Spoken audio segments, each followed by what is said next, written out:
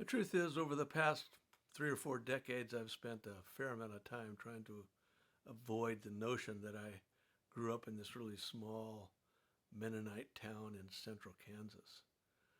It was really conservative, but it was very safe, it was very stable, and it informs a lot of who I am today.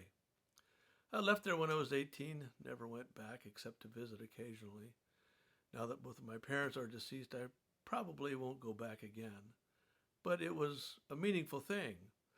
Out of that grew a real sense of faith, and I've carried with me, and it's evolved over time, of course, and it's not what it was when I grew up.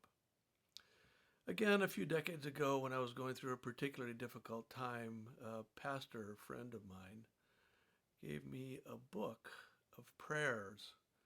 It's by a guy named John Bailey. It was written in the 1700s, I think, actually. So it was sort of an ancient kind of thing. Ancient's probably not the right word, but it was certainly old. Anyway, there was one prayer in there that grabbed my attention and that I've held close to me for a lot of years. I adapted it, and the language isn't the language that Mr. Bailey spoke it in. It's more 20th century, I suppose, or 21st century. But anyway, I would like to share that prayer with you because I think at this time in our lives, it's a good thing to hear. Here's how it goes.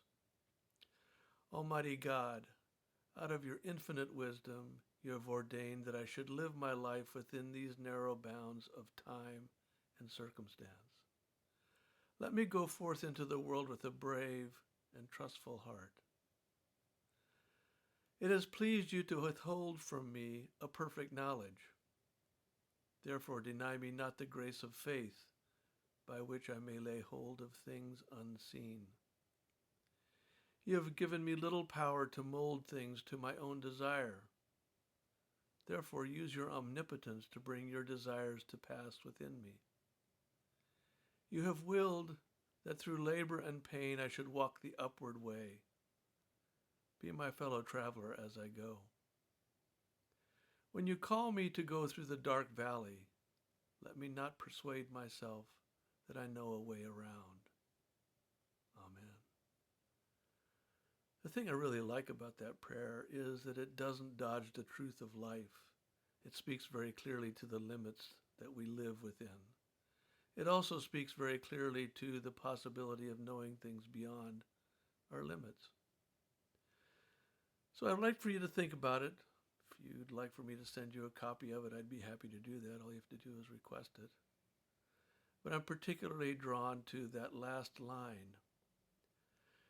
When you call me to go through the dark valley, let me not persuade myself that I know a way around. The temptation to persuade ourselves that we know a way around the darkness that we're confronted with is always really great. To avoid that temptation is what allows us to go through something and get to the other side, as opposed to trying to take the easy way out. Anyway, I leave that with you.